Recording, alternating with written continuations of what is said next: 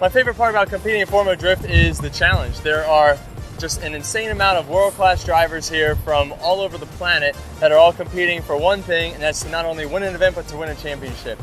And to be coming out here since day one and being on the podium since the very first event up until this very year is great. And just to know that, you know, we still have what it takes to come out here and bring a winning car and a winning team to go out and do the best that we can for our partners and for ourselves.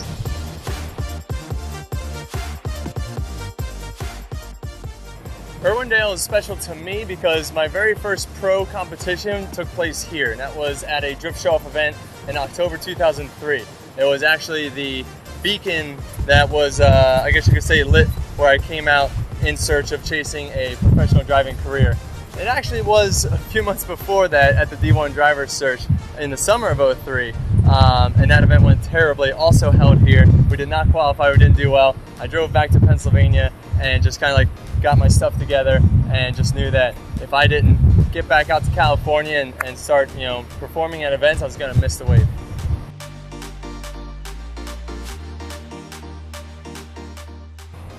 For me, the best part about drifting or just driving in Formula Drifting itself is just that perfect chase run. You know, you can go out there and lay down an amazing lead run, but that's what we're supposed to do, right? And so to be able to go out there and just go door to door from the first turn all the way through the exit with no mistakes is, I mean, nothing gets me, you know, more riled up than that. Coming out of the car, hands kind of shaking, everything else. So you just know that that's the ultimate rush.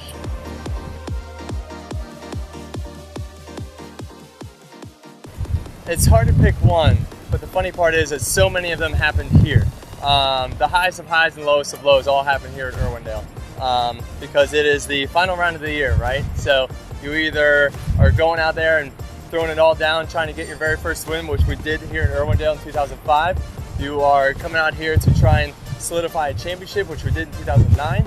Or you're coming out here and trying to run with the best in the world to hold that championship, wreck your car out, assume that all is lost, but still had just enough points to hold together till that very bitter end. So just the insane amount of just feelings and emotions that come through this place is unlike any other.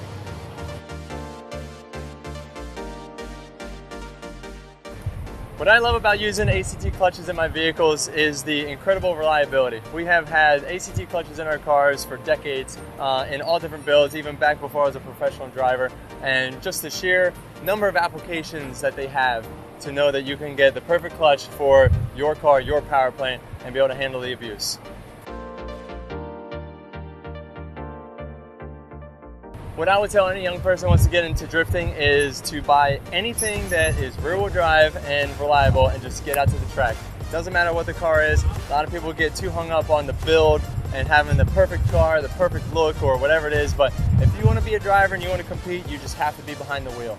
And so just getting something reliable, getting to the track, and just running those laps. And lastly, just to touch on the driving aspect, like I said, just a lot of people who want to get into drifting, I can't beat it into the ground enough. You just got to get behind the wheel and get driving. Don't worry too much about the build. Seat time is what builds a great driver, and keep it off the streets and on the track.